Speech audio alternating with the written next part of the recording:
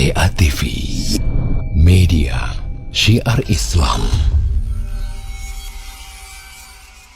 Jadi orang itu ada yang sifatnya mamsus. Mamsus itu kerasukan jin.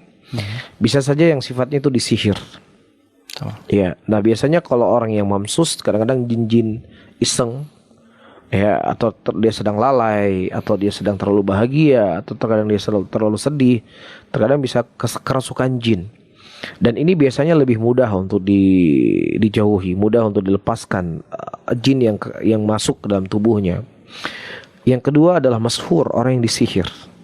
Orang yang disihir memang adalah pelanggan yang dia mendatangi dukun, yang kemudian dukun tersebut dia meminta sesuatu, rambutnya kayak fotonya atau lain sebagainya, yang kemudian ya para dukun dan tukang sihir ini mereka meminta bantuan kepada Tuhannya, itu syaitannya dia, iblisnya dia itu, untuk memberikan gangguan kepada orang yang disihir tadi. Nah biasanya ada umbul-umbul, ya, ada ikatan-ikatan yang kadang ditanam di depan rumahnya, ditanam di sebuah sumur, atau mungkin disimpan di sebuah tempat, yang itulah sebagai sinyal ya. Jadi dukun itu mengganggu dia di tempat prakteknya, mungkin ada patung-patung, ada foto-fotonya, di situ diganggu-ganggu. Ya ikatannya dengan ikatan buhul tadi.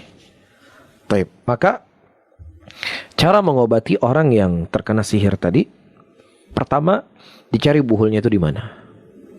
Rasulullah SAW ketika beliau disihir oleh seorang wanita Yahudi, oleh Labib al-Asam, seorang Yahudi, waktu itu turun malaikat Jibril mengkhabarkan bahwasanya buhul itu disimpan di sebuah sumur. Ya, kemudian dihancurkan. Jadi itu salah satu pengobatan orang yang terkena sihir. Yang kedua dia diruqyah. Taib. Dan orang yang terkena sihir ini biasanya lebih sulit untuk disembuhkan daripada orang yang memang syaitan tadi nggak punya ikatan apa-apa, iseng lah, ya mungkin bahasa saya iseng. Ketika seseorang itu dalam keadaan dia terlalu lalai atau terlalu sedih atau yang semisalnya, maka banyak membaca Al-Quran, banyak menjaga zikir-zikir.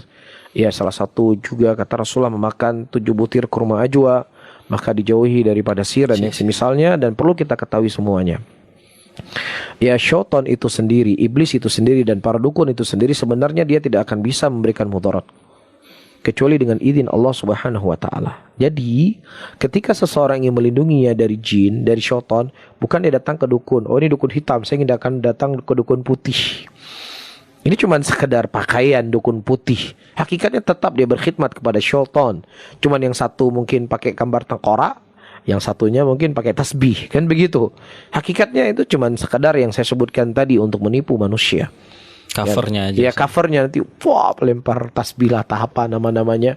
Ini tidak ada dalam ilmu perdukunan, ilmu dukun hitam dengan ilmu dukun putih.